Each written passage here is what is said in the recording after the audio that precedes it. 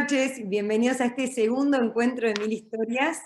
Esta noche para hablar del miedo, esta emoción tan primaria, tan ancestral, tan innata, que nos incomoda tanto, pero a la vez que sin ella no podríamos estar vivos. ¿Cuánto nos separa el miedo de lo que verdaderamente cada uno de nosotros podría ser? ¿Cuánto nos esclavizan nuestras decisiones? En fin, tantas preguntas en torno a este sentimiento del cual a veces nos queremos sacudir, pero no es tan fácil todos con nosotros bien.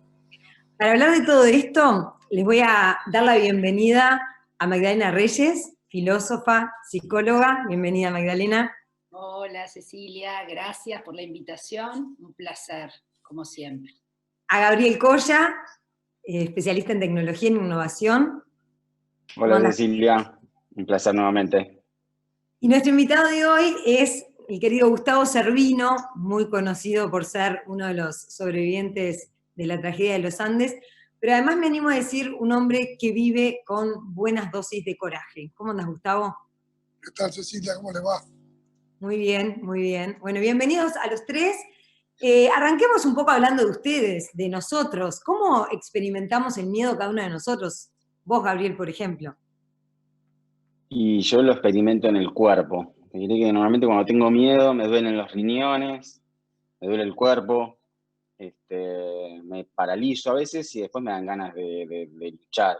Creo que el miedo a mí me saca una bestia peluda a veces de adentro. ¿Sí?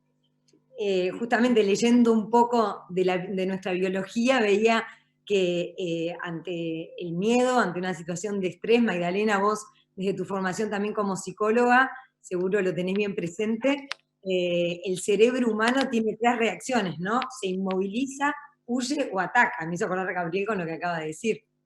Sí, claro. Yo en realidad lo primero, lo que decís es cierto, el miedo es una emoción, es una emoción primaria, quizás algunos dicen que es la emoción más poderosa de todas, incluso más poderosa que el amor. Bueno, eso es discutible, ¿no? Pero lo que sí es cierto es que es una emoción primaria y que está íntimamente vinculada con el instinto de supervivencia, ¿no? O sea, el miedo es un coadyuvante fundamental del instinto de supervivencia. De todas maneras, pienso que esto está bueno como subrayarlo, porque lo que cunde, lo que uno ve, y especialmente en estos tiempos, pero por lo general en nuestra sociedad, en nuestra cultura, es como el miedo es algo malo, ¿no? El miedo es algo que hay que evitar, el miedo es algo que hay que superar. Y yo creo que el lema es de Epicteto, que fue un filósofo estoico, que dijo hace muchos años, hay que perderle el miedo al miedo. Lo peor es el miedo al miedo, ¿no? Porque si uno... eso? ¿Qué quiere decir? ¿Que es peor la idea que tenemos de las cosas que lo que las cosas verdaderamente son? Claro, porque o sea, tenemos una idea negativa de lo que es una emoción que es fundamental para la supervivencia humana. Y que no solamente eso, sino que en situaciones límites, en situaciones donde realmente nuestra vida se ve amenazada, es fundamental sentirla, ¿no? Es el gran motor que tenemos. Entonces, nosotros de las emociones o de todas las cosas nos hacemos ideas. Claro. O sea, ahora, hablas de situaciones límite y evidentemente no puedo dejar de ir a Gustavo, que con solo 19 años te subiste a aquel avión, Gustavo, yendo a jugar ese partido de rugby, terminaste en una tragedia como fue la de los Andes, a 4.000 metros de altura, con menos 30 grados la temperatura, totalmente desvalido, sin abrigo, sin comida, y de algún modo en un instante te viste enfrentado cara a cara a un miedo, el más humano de todos quizá, ancestral, como es el miedo a la muerte, ¿no? ¿Se puede trascender el miedo después de eso que vos viviste? Primero que nada, estamos hablando de todas interpretaciones abstractas. Yo siempre fui antiautoritario y rebelde. Y a los 18 años, 17 años, yo entré al bowling cuando los Tupamaros lo volaron y no se animaban a entrar los bomberos, no se animaban a entrar los médicos, y yo saqué a 6 personas. A Hilaria Quirino, para sacarle tuve que arrancar una pata, porque estaba apretada. O sea que cuando todo el mundo huye, yo ataco. Mi cerebro es muy primitivo, debe ser reptiliano. Yo frente al miedo me conecto con la acción. Yo creo que para mí el pecado más grande es la omisión, no la acción. Por lo tanto, no me puedo quedar indiferente frente a los hechos. Yo en los Andes viví una cantidad de situaciones muy fuertes, pero estuve 2 meses y medio. Pero yo tengo 67 años. O sea que yo soy muy poco sobreviviente en los Andes. Soy mucho más una persona feliz que agradece todos los días porque está vivo, con una gran vocación de servicio, y vivo la vida preparado para lo peor, esperando siempre lo mejor. A mí no me gusta que me encasillen y para mí no existen las normas. Me siento un hombre libre de vivir las experiencias como algo nuevo. Por eso este programa me encanta, porque no quiero saber nada. Solo quiero involucrarme y zambullirme a la piscina de la vida y sentir. Nosotros venimos de la civilización judeo-cristiana, donde nos manipularon desde siempre por medio del miedo y la culpa. O sea que lo primero que nos enseñaron, portate bien porque cuando venga tu padre te va a cagar a palo, apagaba la luz, un ruido es un monstruo. O sea que los miedos era todo lo desconocido. O le ponían a cosas el símbolo de algo malo. Acá en la política, me acuerdo cuando decían que el oso ruso se iba a comer los niños en la época del Frente Amplio. O sea que siempre un cuco externo y un cuco interno. O sea que el miedo es control. Estás hablando de eso, ¿no? El miedo es cultural, es adquirido, porque los animales, frente al miedo, lo dijo recién Magdalena, o vos dijiste, ataca, huye. El hombre eligió la tercera posición, quedarse quieto y caer en la parálisis del análisis. Yo le llamo motivos convincentes pero falsos para no actuar. Entonces, la acción es lo único que produce el resultado. En la montaña pasó algo muy especial. En un segundo de cantar, bailar, el avión se estrella, te golpeas y medio así en esas tinieblas, te conectás adentro de una nube, frío de 40 grados bajo cero, no puedes respirar, y entras tipo Matrix a una realidad distinta, donde la mente no para de hablar. Te vas a morir, es imposible, hace frío, no tengo comida, no tengo ropa. La mente no para. Por día tenemos entre 19.000 y 50.000 pensamientos automáticos, inconscientes y negativos. Ahora, La Gustavo, mente solo perdona que se te conecta. corte. Gustavo, una consulta. ¿No decís que no hay ningún momento donde convenga quedarse quieto? Porque yo tengo como una contraintuición. Yo tengo momentos donde creo que el miedo nos dice que nos tenemos que aquietar y es bueno quedarnos quietos. No, pero vos no te estás quedando quieto. Tomaste la decisión de quedarte quieto. Tomaste una acción. Okay. La otra es la parálisis y el análisis. Cuando barajás infinitas posibilidades, pero te bloqueás. Tomar la decisión de quedarse quieto es una decisión, es una acción. Son cosas distintas. Yo digo cuando quedás abrumado, inmerso en la parálisis real, quedás como una foto. ¿Entendés? Que, bueno, por eso digo que nosotros, y yo personalmente me di cuenta, mi vida es un laboratorio experimental donde yo quise aprender y darme cuenta, distinguir lo esencial de lo secundario. Y en la cordillera no existía el miedo porque vivíamos adentro del miedo. No había nada que no te produzca miedo. El frío. ¿Y cómo fue? Comida. Estabas abandonado. Era todo miedo. Pero ¿cómo es vivir adentro del miedo? Me parece muy buena esa imagen. Pero ¿cómo es vivir adentro del miedo? ¿Lo dejás de ver? No, el miedo, lo dijo Magdalena. El mundo invisible y el mundo visible, material. El mundo invisible son los pensamientos y las emociones. Y tenemos que entender que los pensamientos son el lenguaje del cerebro y las emociones es el lenguaje del cuerpo. Cuando vos te conectás con un pensamiento, neurotransmisores llevan por las acciones información. Y cuando vos te conectás con una emoción, el cuerpo libera endorfinas, libera sustancias químicas que te producen esa explosión de energía. Pero ¿qué pasa? Somos analfabetos emocionales. Nunca nos enseñaron a identificar las emociones. El mundo que vivimos era el no dicho y el deber. Tenés que hacer esto, tenés que hacer lo otro. Como yo siempre me rebelé al tener, me dediqué a aprender qué eran las emociones. Entonces yo, lo que decía que no se podía, iba y lo experimentaba. Y volví y me daba cuenta que me producía esto, me producía lo otro. Pero el miedo es una proyección mental de un evento que no ocurrió, está en el futuro. El miedo está en el futuro. Y la mente existe en el pasado, donde está culpable o siente todo lo que perdió. En esos dos lugares en la cordillera era la persona más infeliz y estabas condenada. En el único momento que podías tener control de todo tu potencial físico, mental, espiritual y emocional era en el presente, por medio de los sentidos. Los sentidos te conectan con ese ser interior que observa. Yo entré en la montaña en un estado que se llama contemplación. Me fusioné con la naturaleza y dejé de esperar que tenía que ser de esta manera u otra, porque era todo nuevo. El problema es la diferencia entre el ideal y la realidad. Por eso la incertidumbre produce miedo.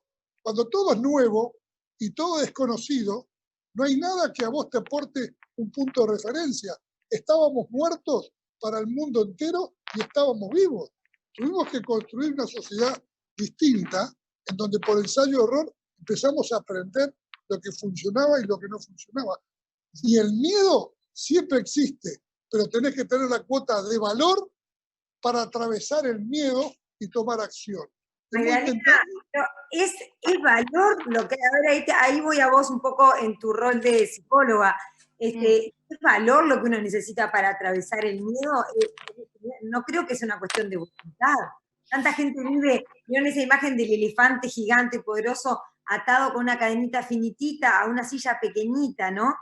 Cree que tiene que estar atado a eso porque no tiene el coraje de romper con esa cadena. Bueno, creo que es una imagen que para el miedo viene bien, ¿no? Pero no es solo voluntad, tanta gente tiene miedo a un montón de cosas y no puede romper con eso, está esclavizado. Sí, a ver, yo escuchando a Gustavo, ¿no? Y esta cuestión de que él hablaba del cerebro y del cuerpo, ¿no? Y el lenguaje, el pensamiento es el lenguaje del cerebro y las emociones son el lenguaje del cuerpo. Y sí, es verdad lo que dice. De todas maneras, yo, más allá de psicóloga, más, sí como psicóloga, pero más desde la filosofía, que es también mi profesión, quizás la original, yo tiendo creo que los seres humanos tenemos que aprender a que se comuniquen esos dos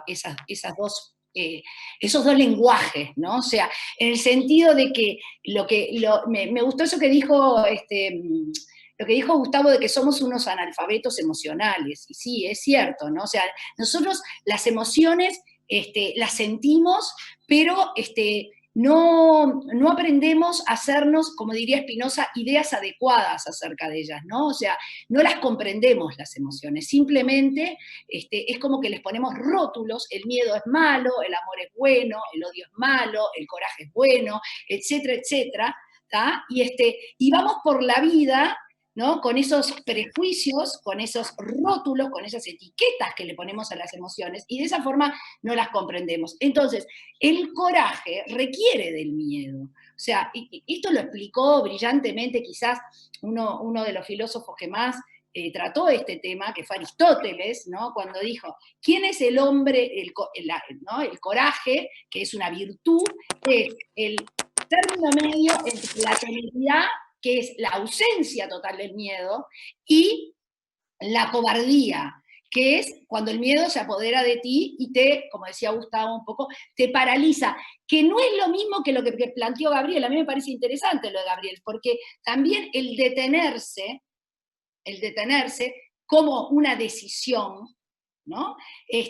También es una forma de afrontar el miedo, ¿no? O sea, el problema con el miedo es cuando tenemos miedos, los así llamados miedos irracionales, ¿tá? O sea, que son, por ejemplo, el miedo al miedo. Ese es el más irracional de todos los miedos. ¿Tá? Por ejemplo, los miedos más patológicos, las fobias, etcétera, ¿no? Que son miedos que son absurdos, ¿tá? Y que me consta como psicóloga casi, y esto tiene que ver con el coraje, pero también tiene que ver con esta necesidad o esta importancia, lo importante que es pensar las emociones, ¿no? O sea, no es analizar las emociones, pero es comprender las emociones, que es mucho más que analizar las emociones, ¿no? O sea, darles a las emociones su justo lugar, ¿no? O sea, escuchar eso que nos dice nuestro cuerpo, ¿tá? Y poder discernir entre aquellos mensajes que son, digámoslo así, racionales, en el sentido de que los debemos escuchar y actuar, ¿tá?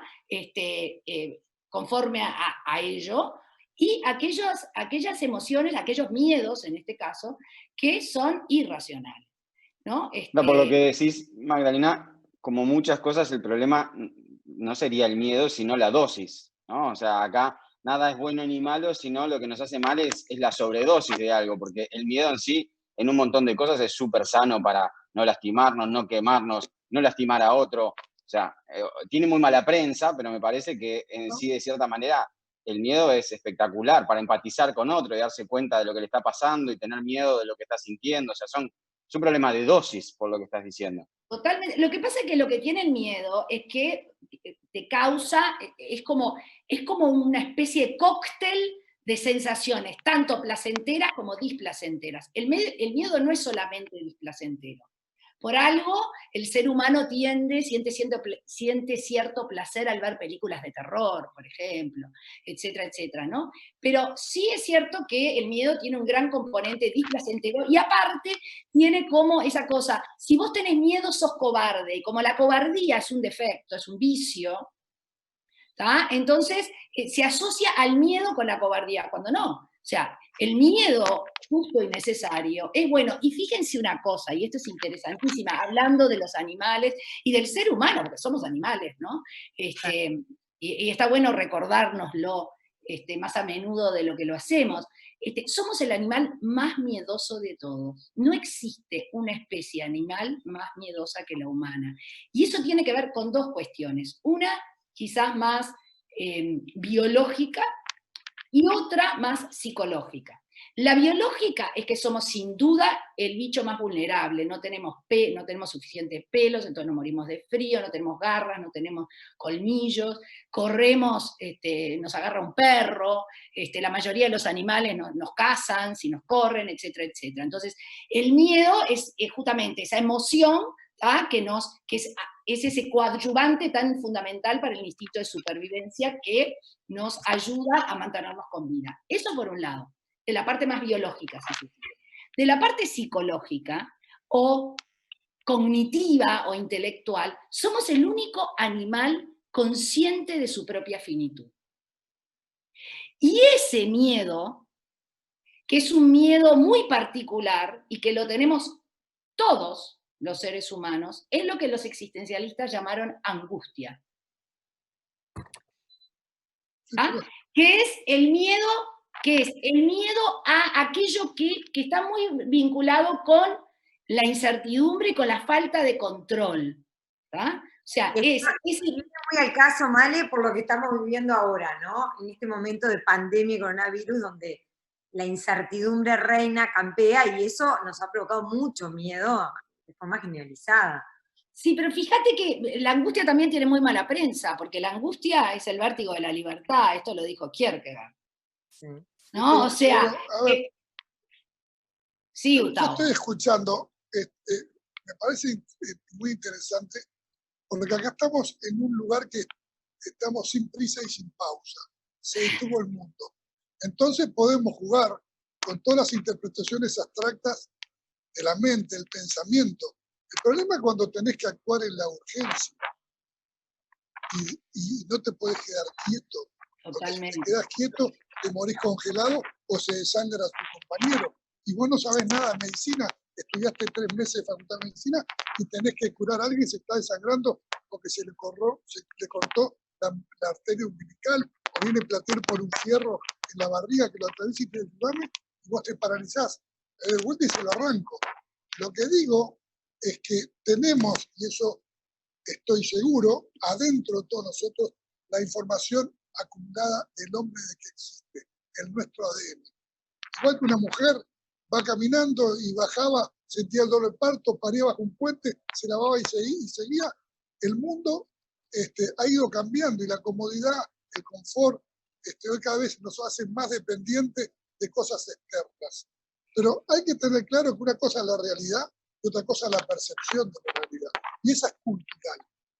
Yo me subo a los aviones, vivo arriba de un avión, y yo puedo pensar que se va a caer el avión, pero yo elijo que no entre en mi mente el pensamiento, porque para mí entro en un tubo, leo, duermo y viajo, pero acepto que si quiero llegar a un lado tengo que tomar un avión, pero no pienso que el avión se va a caer.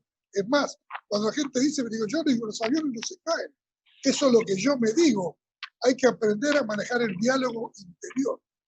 Lo que no existe en mi mente, no existe, pero digo, yo tengo que poner en mi mente aquello que me impulse a la acción.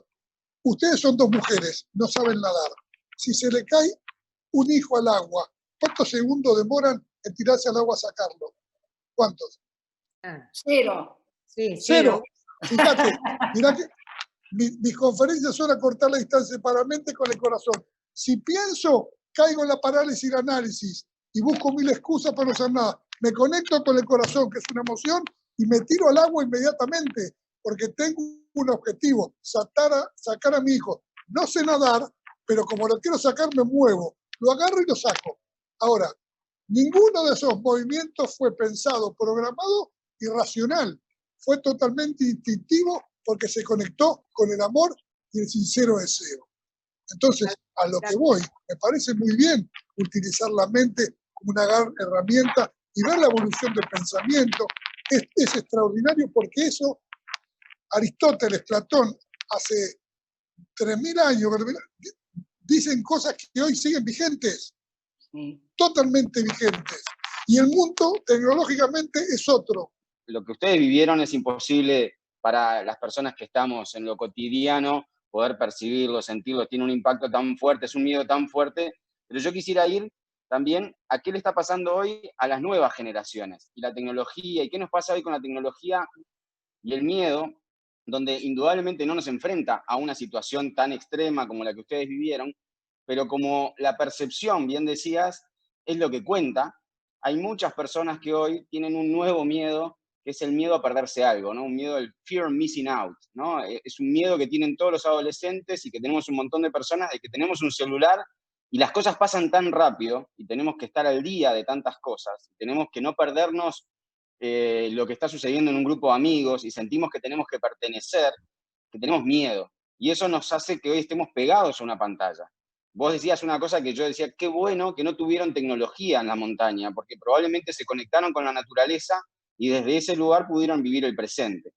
Pero los que estamos todo el día con la tecnología, vivimos continuamente en el futuro o en el pasado mirando una foto de alguien que está viviendo feliz, y yo quiero ser esa persona que está viviendo feliz, y sacó una foto y no me invitó al cumpleaños, no me invitó a la fiesta, o una noticia de la que me quiero enterar y pienso que si me la pierdo no estoy al día.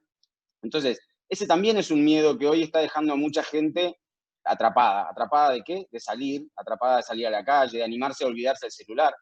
A mí me ha pasado, salgo a la calle y tengo que volver porque si no tengo el celular me siento que me falta control, ¿no? Entonces, es que te ese es un falta el miedo control. cotidiano que vivimos. Eso es una realidad, es una gran realidad, porque los teléfonos celulares son un órgano supernumerario. Hoy, si te falta eso, te falta algo. Hemos perdido la capacidad de conectarte con tu potencial físico ilimitado interior. Las ondas beta te conectan con el mundo exterior y las ondas gamma del cerebro con el mundo interior. La meditación, el conocimiento, la introspección y el conocimiento intuitivo de tu ser. Porque nosotros no somos los pensamientos. Los pensamientos son automáticos y como las olas del mar y nos los pusieron. Los pensamientos te condicionan, las emociones, los miedos. Ahora, lo que yo siento es lo único real, lo que estoy viviendo porque me conecto por medio de los sentidos con lo que ocurre alrededor mío y después yo tengo que preguntarme cómo hago para lograr un objetivo. Si yo le pregunto a la mente por qué en la montaña, te va a decir que es imposible. A la mente había que apagarla y subirle el volumen al sincero deseo interior, que era luchar, sobrevivir, y que era un minuto más, frotarle los pies a mi amigo que se estaba muriendo congelado, porque si él se moría, yo me moría porque se me congelaban los pies y yo no me daba cuenta. Entonces, lograr esa simbiosis del yo se transforma en nosotros, lo bueno que está pasando hoy en el mundo, que esta pandemia, que es como el fuego de un incendio, conectó al mundo entero en la incertidumbre, qué va a pasar y el miedo de que me puedo morir. Pero no nos vamos a morir un carajo. Primero, nos vamos a morir todos, porque la vida termina en la muerte. Ahora, es el 003 de la persona que se puede morir. El problema no es que te vas a morir por el coronavirus, es porque colapsan los sistemas de salud y se muere la gente de infarto, de ACV, de cualquier, o un accidente porque no hay un CTI para que lo atienda. Esa es la muerte que hay hoy en el mundo. Te puedo asegurar Sí. que se morirá un porcentaje menor, igual para cada uno de los que se muere obviamente es el 100%, pero el miedo, te puedo asegurar que lo ha sentido el planeta entero, más fuerte o más débil, ¿no? El volumen... Pero no tienen que sentir miedo, no tienen que preocuparse, tienen que ocuparse, ser obedientes, creer en lo que te dicen, moverte poco, quedarte en tu casa, ponerte, o sea, eso es ocuparte. Preocuparme es imaginarme infinitos escenarios hipotéticos que me producen desgaste de energía total, que me hacen angustia, la angustia de la capacidad de sentir que no voy a poder, que no voy a lograrlo. Pero a mí me dijeron que no sirvo para nada. Por eso creo que no voy a poder. Los límites son imposibles de conocer hasta que no lo intentás. Si yo creo que puedo y hago todo lo que se requiera. Pero primero tenés que convencerte, y quizá eso es lo que no es tan sencillo, Gustavo, ¿no? No, es muy fácil. ¿Cómo hago eso? Es muy fácil. Te voy a explicar por qué. Porque cuando vivís adentro del caos y está todo mal, ya ves que está todo mal y vos tenés que tener la capacidad de hacer algo distinto para tener un resultado distinto. Aprendimos que no había que quejarse porque todos extrañábamos a mamá, todos teníamos frío, o sea que no podías conectarte con la energía negativa. Si yo no me conecto con un pensamiento negativo, mi mente está limpia y puedo pensar con actitud positiva a construir. La creación, la adversidad desarrolla la creatividad. Si yo estoy abierto, permeable y receptivo, si yo estoy en la mente siendo una víctima que se queja de todo lo que ocurre, no podés captar posibilidades porque estás abrazado a un ancla en un mar de lágrimas y te vas al fondo del abismo. ¿No? Así. ¿Cómo lo ves vos? Que te noto ahí. Yo creo que la situación que vivió Gustavo es una auténtica situación límite, ¿eh? O sea, límite, más límite no puede ser. Entonces, claro, bueno, si uno piensa en términos de esa situación, obviamente que no, seguramente no sé si me puedo imaginar, pero si intento imaginármelo, en esa situación había poco espacio o poco tiempo o poca posibilidad para ponerse a intelectualizar respecto al miedo, ¿no? Ahí uno tenía que actuar, y bueno, pero justamente me animo a decir calculo que o deduzco que el miedo fue un gran amigo para ustedes en ese momento. Y a eso es a lo que yo me refiero cuando digo que hay que perderle miedo al miedo. Seguramente en la cordillera sintieron el miedo, lo tenían a flor de piel, y no es que eso fuera agradable, pero fue un gran aliado a la hora de sobrevivir a esas condiciones límites y absolutamente adversas, ¿no? Ahora, por ejemplo, mientras lo escuchaba a Gustavo hablar, yo pensaba en una frase de Hobbes que a mí me encanta, que él dice, porque, bueno, él habla mucho del miedo como, que fue un poco el tema que hablamos al principio, que era el miedo como una herramienta de coerción, ¿no? Esta cuestión de si yo al otro lo mantengo con miedo, entonces lo puedo dominar. Y esto es algo que Hobbes lo analiza muy bien, ¿no? Pero él decía que cuando su madre lo parió gemelos. dice, cuando mi madre me parió gemelos, a mi miedo y a mí. ¿No? Y eso tiene que ver justamente con esto que hablábamos al principio, ¿no? De esta emoción hiper primitiva. Pero yo insisto en que el miedo es una emoción coadyuvante. El miedo puede degenerar en patología, el miedo nos puede paralizar, el miedo se puede apoderar de nosotros y arruinarnos la vida, sin duda. Por ejemplo, un ejemplo bien, bien clásico, o bien claro, o bien de la vida de todos los días, son los ataques de pánico, los así llamados ataques de pánico o crisis de ansiedad. O sea, lo que se apodera de la persona en ese momento es un miedo irracional, el miedo a salir afuera, la agorafobia, etcétera, ¿no? Entonces hay un miedo que la persona no puede identificar, no puede dar cuenta de qué es exactamente eso que está sintiendo, pero es una sensación muy desagradable que, sin desestimar las posibilidades de hacerle frente a ese tipo de psicopatologías a través de los psicofármacos, etcétera, y acá tenemos un médico, porque Gustavo también es médico, desde mi postura como psicóloga y filósofa, yo estoy convencida y tengo,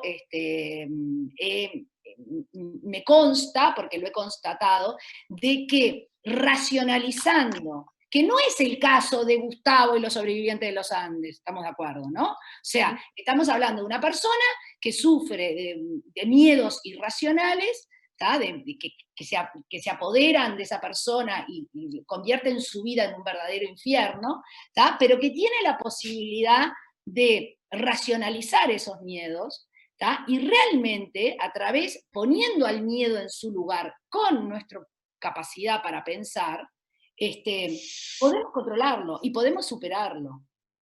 Entonces, yo ahí, Magdalena, por supuesto, 100% de acuerdo. Yo tengo ahí, habiendo vivido algunos ataques de pánico, sí, tengo una experiencia de que el controlar en muchas situaciones no es lo que mejor nos hace, digamos, ¿no? El querer controlar, porque a veces tenemos que aceptar también, ¿no?, nuestras limitaciones, y eso no quiere decir paralizarnos, pero creo que a veces hoy, por lo menos para los que estamos en un mundo muy tecnológico, es muy tentador el mundo del control. Es muy tentador pensar, y de vuelta, eso está generando un montón de problemas hoy, de pensar que yo puedo controlar. De hecho, hoy están habiendo un montón de miedos a que nos controlen, a la intimidad, a la privacidad, a la cantidad de cosas que yo puedo controlar, pero hay otro que me puede controlar. Entonces, quisiera encontrarle quizás algo que sea más el poder fluir, el poder ser parte, integrarme, sumarme, encontrar una manera de, más que de resistir, ¿no?, de entender que tengo un potencial, que tengo recursos, que yo voy a poner lo que está de mi parte, pero también aceptar que hay un universo que tiene, digamos, me tengo que ubicar, ¿no? A veces siento yo que frente a algunos miedos, como el miedo a la muerte, uno se tiene que ubicar, ¿no? Y tiene que dimensionarse y darse cuenta que ese no es una cosa que yo puedo andar controlando, ¿no? Y así un montón, que de vuelta, hoy los que están en el mundo de la tecnología nos está exponiendo a muchas situaciones donde si las queremos controlar, quedamos atados, quedamos como, si yo quiero controlar cuántas fiestas estaban habiendo hoy, cuántos amigos, por qué me dejaron afuera, controlar, por ejemplo, un miedo que hoy despertó la tecnología, que es el quedarme sin trabajo, ¿no? El poder controlar que yo voy a resistir a que mi trabajo va a perdurar en el tiempo. Yo quisiera encontrarle otro camino, que es el poner lo mejor de mí. Yo tengo un camino para ti, Gabriel, tengo un camino maravilloso. ¿Vos querés ser feliz? Creo que todos queremos ser felices. No, yo te pregunté a ti, ¿querés ser feliz? Sí, seguro. Dame el control remoto. El control, el querer controlar es por miedo a que yo pierda el control de lo que ocurre, y si yo no controlo pasen cosas que yo no quiero. O sea que para soltar el control tenés que confiar, y para confiar tenés que entregar, que no se puede avanzar mirando el espejo retrovisor. Si vivís una vida nueva, todos los días te despertás y entregate a la vivencia. Miramos para atrás y por miedo a que se repita lo que me pasó, dejo vivir lo nuevo. Entonces, ¿cuál es la otra manipulación que tenemos aparte del miedo egocéntrico, como dijo Magdalena, que nació con el gemelo? La culpa. Ah, La bueno, culpa la culpa, eso da para otro programa. pero no, que te generaba, porque te produce miedo. La culpa de la religión, que te ibas a morir para siempre quemado en el fuego del infierno. O sea que era todo un desastre. Vivías en el presente hecho mierda y el futuro te iba a quemar para siempre en el fuego del infierno. O sea que estabas cagado. Era siempre y nunca. Eras un infeliz, un pelotudo universal. Entonces, yo elegí desde muy chiquito no comerme ese cuento y me rebelé siempre a todo. Ahora, soy una persona muy espiritual, o sea, pero hay que romper esquemas. Acá la mente pasa en el horno. En el medio de lo que estás diciendo está el miedo a dejar de pertenecer, ¿no? ¿Cuánta gente, mientras los escucho, pensaba en algunos miedos más íntimos, que quizá no están ya catalogados en una patología como una fobia, pero que rigen la vida cotidiana de la gente, ¿no? El terror a hablar en público, el miedo a decirle a tus padres que tenés otra condición sexual, orientación sexual, el miedo a decirle que no querés seguir con la empresa de la familia, ese tipo de miedos que tienen que ver con romper algunos paradigmas socialmente aceptados, dejar de pertenecer es otro gran miedo, ¿no? Hacer el ridículo, en fin, son miedos quizá más íntimos, pero que terminan determinando el día a día de la gente, ¿no? ¿Cómo lo ven? Pero eso está todo condicionado por el afuera. Esos miedos... Baja autoestima. Ese afuera nos condiciona, y nos guste o no, quienes están mirando del otro lado, estoy segura que también resuena, que nosotros también hemos resonado en algo de eso en algún momento, ¿no? Pero Cecilia, miedo y libertad. Cecilia, a mí me parece que esos miedos que tú enumeraste recién, o la gran mayoría, no sé si todos, porque enumeraste varios, son los miedos que son más construidos desde la sociedad, ¿no? Pero bueno, de última, nosotros también somos animales sociales, o sea, que está en nuestra propia naturaleza, o sea, el convivir con otros, y eso, obviamente que entonces los miedos que son condicionados socialmente también, bueno, estamos expuestos a ellos. De todas maneras, a ver, respecto, me parece que yo dije, y esto quiero aclararlo, que yo elegí una palabra que no fue la más feliz, que es la del control, ¿no? Cuando yo hablé de controlar las emociones, está bien, de repente no... Eso es otra cosa. De repente no utilicé, es comprenderlas para ponerlas en su justo lugar. Pero yo no puedo comprender si no conozco, si no sé lo que es el miedo, la angustia, la alegría. Por eso. Primero tengo que observarlas, tengo que entenderlas. Yo las siento, yo las siento, pero a eso que yo siento, yo busco darle un sentido. El ser humano es un animal en búsqueda de sentido, lo dijo Viktor Frankl, no yo, aunque lo dijeron mucho antes que Viktor Frankl.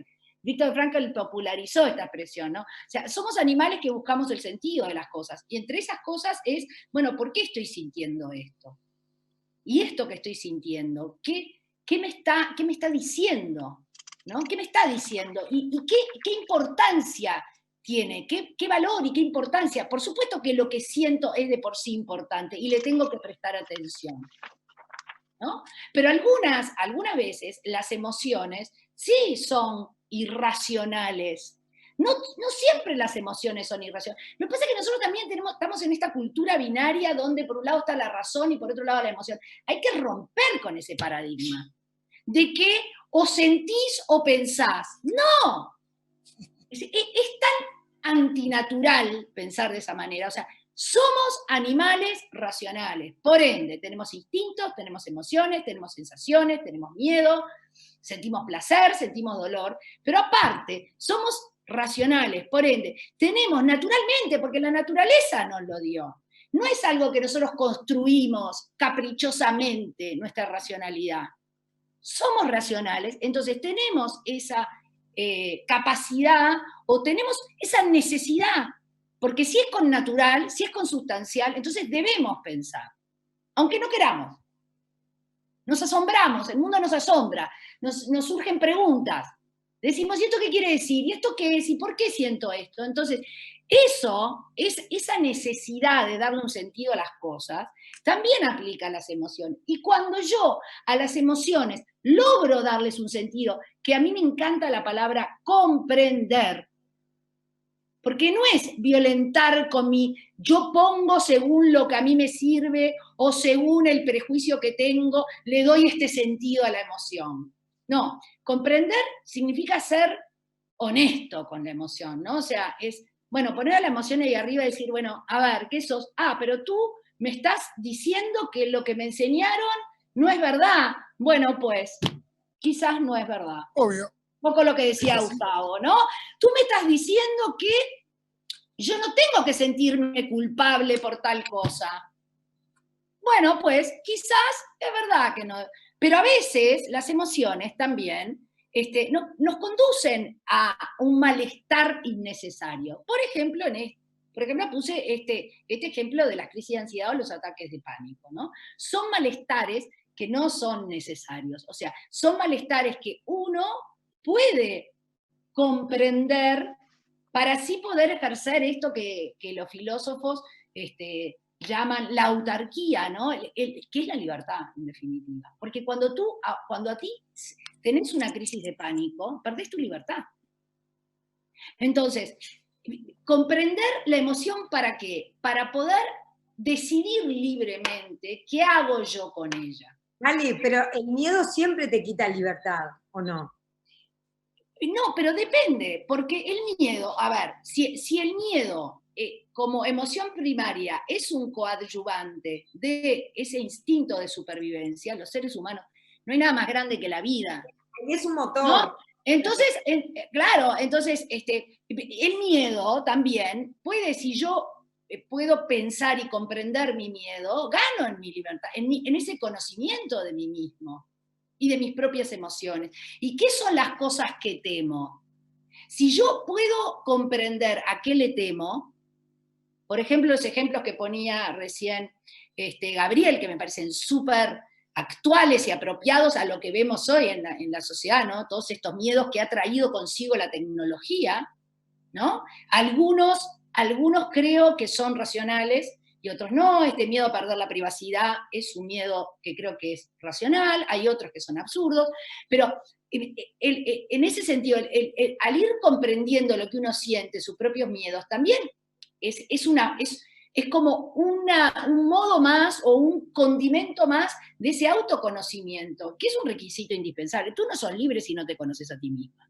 Obvio. O sea que de algún modo integrarlos también, ¿no? Quizá dejar de sacudírselos, sino mirarlos, integrarlos. Me hace acordar a una nota que hicimos en Mil Historias al actor y humorista Gustav, que se las recomiendo, donde habla de que él experimenta mucho el miedo y que justamente antes de subir al escenario, de algún modo dialoga con ese miedo, suben juntos para dar lo mejor de sí. Gabriel, ¿dónde andás? Porque te veo ahí maquinando cosas que se han dicho. No, No, yo creo que hay una parte importante que hoy la tecnología nos está enfrentando contra un vínculo con algo que no tiene miedo. Porque nosotros estamos muy acostumbrados a interactuar entre personas y el miedo hasta es muy sano cuando interactuamos entre dos, porque es el cuidar el otro, me permite empatizar. Hay un miedo de Gustav que también es sano, que es el pensar que el otro le tiene que agradar y que vinieron y pagaron una entrada, y hay una parte racional de eso que en una justa medida es sana. El problema es cuando nos conectamos con un aparatito, sea cualquier pantalla hoy en día, y con una computadora del otro lado, tenemos que tener muy claro que ese aparato no tiene emociones.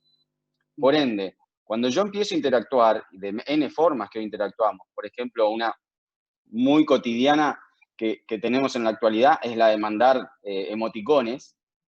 Ese emoticón no lleva mi emoción. Ese emoticón es un dibujo que hoy se puede banalizar para los dos lados. En las redes sociales yo perdí el miedo a herir a otro y en cambio lo agredo sin miedo, porque estoy a través de una pantalla, entonces creo que tengo una coraza. Y por otro lado, mando corazones y besos como si fuesen premios, y la verdad que son cosas que uno tiene que sentir de verdad con el corazón y no confundirse qué es realmente mandarle un corazón a alguien. Y esa interacción que estamos teniendo hoy con la tecnología, culturalmente nos está cambiando la manera en que experimentamos el miedo, porque para mí el vínculo con el otro te permite un montón de sensores, cuerpo, su temperatura, sus ojos, su voz, su tono de voz, que cuando vos interactúas a través de la tecnología te los perdés. Entonces, es un dato también importante que me lleva para redondear una última cosa, que es este miedo que todos tenemos hoy en día de quedarnos sin trabajo por la tecnología. De hecho, ahora se experimenta mucho por la pandemia. Y yo siempre digo, hay un punto donde el ser humano le gana a la máquina, y es en que tiene emociones, y especialmente en que tiene miedo. O sea, yo, si me subo a un vehículo que se maneja autónomamente, me empieza a venir un poquito de miedo de que esa máquina no siente miedo, y va a tomar decisiones, pero a veces quiero ver a alguien que tiene el control y que siente esas emociones para cuidarme, ¿no? O para sentir lo mismo que siento yo frente a una situación límite. Pero Gabriel, hay algo muy importante que está diciendo.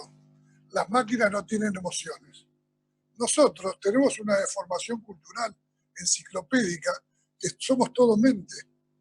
Y somos cuerpo, mente, tenemos un espíritu. Yo creo que somos seres espirituales que vivimos una experiencia humana, como decía Teilhard de Chardin, porque lo que la diferencia de los animales es la mente y el espíritu, la energía espiritual, esa energía que te conecta donde el yo se transforma en nosotros, y hay algo mucho más importante que vos mismo, en donde vos te relativizás y hay cosas más grandes, sos más pequeño.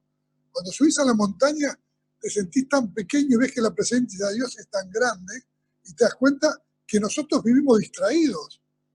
En la vida venimos para aprender y darnos cuenta, para discernir entre la luz y la oscuridad, pero para eso tenés que chocarte contra una columna. Tenemos que sacar el miedo al error y al fracaso. No existe en el puro cuento, solo existe el aprendizaje. Y tenemos que aprender a equivocarnos para vivir la vida y poder transmitir el conocimiento. A mí me encanta lo que decís, pero hay que tener en cuenta en que estamos en un mundo donde justamente también por esa tecnología de la que habla Gabriel, todo está difundido, todo se sabe, ese miedo al fracaso de algún modo está magnificado, me parecía. Vos sé que te preocupa mucho y que decís, estamos en un mundo que está paralizado en parte ese miedo al fracaso. Ahora, no, yo no estoy, yo vivo en el mundo y no estoy paralizado, soy... No, vos no, pero me has dicho que uno de los grandes problemas que tiene el mundo, y estoy leyendo una frase tuya, es que está paralizado por el miedo. ¿Cuánto de ese miedo al fracaso pesa en ese mundo que vos ves paralizado? Y por eso digo que la gente tiene que darse cuenta que la perfección no existe. El día tiene 12 horas de luz y 12 horas de oscuridad. Tenés que aceptar la parte luminosa y la parte oscura de cada uno y animarte a compensar. El problema no es el uso, sino el abuso de las cosas. El amor es muy bueno, pero el exceso de amor es egoísmo. Una madre que quiere mucho anula un hijo. O sea, hay que equilibrar y saber condimentar la vida, y es un viaje personal intransferible. Yo no puedo vivir la vida de nadie. Y hoy queremos vivir toda la vida de todos, como la película de Wall, que van caminando en fila y se tiran al fin de un trampolín para abajo. O sea que se ha perdido la capacidad de animarse a vivir lo que uno siente, a mostrar, a vestirse como quiera. O sea, estamos muy masificados. Y hoy estamos con tu familia, rodeado de la familia. Gracias a la tecnología puedes trabajar. Y antes querías ver a tu familia y ahora tenés al lado y decís que quiero ir a abrazar a otra gente que no tengo al lado. Siempre el ser humano es insatisfecho por naturaleza. En la mente está la abundancia y la carencia. Tenemos que aprender a equilibrarnos y a vivir en ese equilibrio que se pierde y se alcanza. O sea, nunca vamos a tener todo. Esa dualidad que llevamos es lo que nos hace aprender y desaprender. Y hay que seguir caminando hasta que te diga, flaco, se te acabó, bajate, el gusano loco, eran 3 vueltas, no te queda una. Yo vivo así la vida. Sí, lo que pasa es que yo te escucho y pienso en los que están del otro lado y capaz que tampoco quiero dar un mensaje donde todo parece tan fácil, ¿no? No, yo no digo que es fácil, es dificilísimo, es dificilísimo. En los desafíos humanos y en las angustias, como dice Magdalena, porque creo que por ahí también va la cosa, ¿no? La gente, todos, la gente, yo la primera, vivimos nuestros miedos, nuestras limitaciones, a veces en mucha soledad y en mucha lucha con uno mismo. Está bueno lo que vos decís, bueno, entregarse al error, a poder vivir más en esa cualidad humana que está integrada por luces y sombras.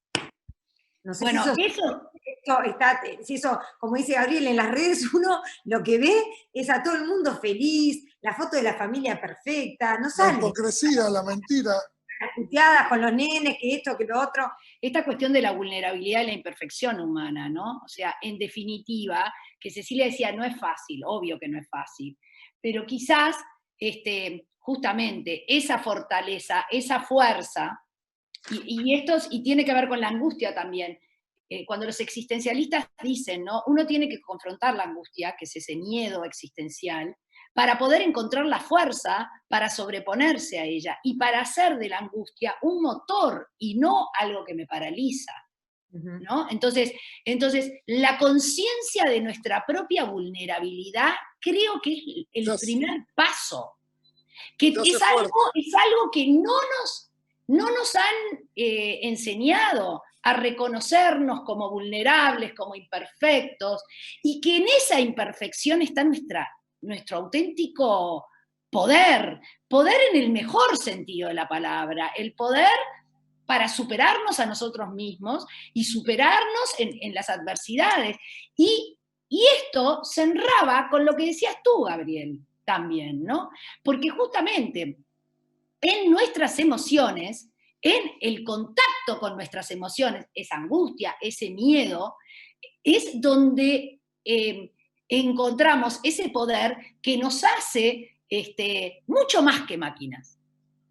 Entonces, frente a esta amenaza que Harari, ¿no?, plantea en su libro, que es interesantísima, pero realmente se te ponen los pelos de punta, ¿no?, cuando lees Homo Deus, ¿no? Todo esto de que la inteligencia, que los cyborgs van a venir a este avance de la tecnología y la biotecnología, ¿no?, donde los cyborgs van a suplantar al Homo sapiens, ¿tá? Pero el cyborg, hasta ahora por lo menos, es muy improbable que tenga emociones. El cyborg puede ser mucho más inteligente que nosotros, ya lo son. Un ajedrez ya le gana a un ser humano, perdón, un robot ya le gana a un ser humano jugando al ajedrez, ¿no? O sea, la inteligencia, la capacidad que tienen para recabar datos, la memoria, para procesar los algoritmos, etcétera, es muy superior. Pero hay algo que no tienen, y son las emociones. Entonces, encontrar también en nuestras emociones que hablan de nuestra vulnerabilidad, ¿tá?, y de nuestra mortalidad, y nuestra finitud, y de nuestra imperfección, y de nuestra incompletud, lo maravilloso, la maravilla que hay en todo eso, y el gran poder que radica ahí. Pero uno primero tiene que poder reconocer que es vulnerable, que tiene miedo, que se siente inseguro, ¿no?, que necesita al otro, que necesitamos a los otros, que la mirada del otro me conforma, que la mirada del otro me da mi identidad, que el amor es un alimento, es el alimento, lo mismo que la leche materna, igual, ¿tá? Con la leche materna no basta para que un bebé sobreviva, necesita la mirada del otro con amor. Bueno, todo eso nos lo tenemos que reconocer para realmente poder encontrar ese poder que, por supuesto que no es fácil, volviendo a esta interpelación de Cecilia. ¡Es dificilísimo! Muy difícil. Yo creo que lo más difícil que nos está costando es entender que, como decía Gustavo, la espiritualidad es esencial para trascender al miedo, digamos. Y probablemente sin esa tercer pata, el miedo nos gana casi siempre, digamos, ¿no? Mirá, o sea, si queremos Gabriel, ir con mucha cabeza, nos gana casi siempre. Aristóteles decía... Gustavo, porque estamos redondeando el tiempo, a ver. Aristóteles decía que la esperanza es el sueño del hombre despierto. La ilusión, la capacidad de soñar que vas a poder lograr algo. Eso es el punto básico para tirarse para adelante. Hoy tenemos que salir del nunca y el siempre, son dos mentiras. Hoy me equivoqué, pero mañana va a salir bien. O sea que, como lo decía Magdalena, no somos perfectos, nos equivocamos, por eso queremos seguir aprendiendo. Estar permeable, receptivo y dispuesto a que entre algo nuevo te va a hacer soltar lo viejo y vas a avanzar. O sea que no es fácil, pero yo prefiero descubrir lo que realmente me hace feliz después de que me equivoqué, pedí perdón y pasé un tablero adelante. Yo me fui de mi casa porque pensé que estaba enamorado y todo, y quise ser honesto. Y gracias a eso tengo una familia maravillosa, soy más amigo que nunca de mi primer mujer, de mis hijos, porque todo lo que aprendí, todo lo que crecí, viene de un gran error, que lo pude aprender porque lo sufrí. Es dificilísimo ir con un machete por la selva. Es mucho más fácil ir por la autopista, pagar peaje, ir a donde vos no querés ir. Como dijo, es como subirte a un taxi que te habla en otro idioma y que te lleve a un lugar donde vos no querés ir, porque todo el mundo va. Eso a mí no me sirve. Yo no luché para hacer lo que otro quiere. Yo vine al mundo para agradecer primero y compartir todo lo que me sobra. Bueno, con ese agradecer tuyo, Gustavo, yo les agradezco a los tres. Muchísimas gracias, Gabriel Colla, Magdalena Reyes, Gustavo Servino, por participar de generar esta buena conversación, de pensar juntos, de invitarnos también a los que estamos del otro lado, a los que están del otro lado, a seguir la buena charla, ¿no? La tertulia nutritiva, como digo yo, fermental, para poder seguir buscando y encontrando lugares de bienestar, ¿no? Quiero agradecerle también a Kiwi por esta transmisión multiplataforma que hace siempre que tenemos estos encuentros de Mil Historia, a Pandilla por los gráficos, a Metro 20 por la producción y también a The Electric Factory por el arte. Muchísimas gracias a todos, un equipazo que pone todo para sacar lo mejor posible cada vez. Y a ustedes, por supuesto, que los esperamos en el próximo encuentro, se los vamos a comunicar vía redes, va a ser sobre la libertad, y como les digo siempre, sí, va a estar todo comunicado y anunciado a través de Mil Historias Hoy. Muchas gracias a todos y hasta la próxima.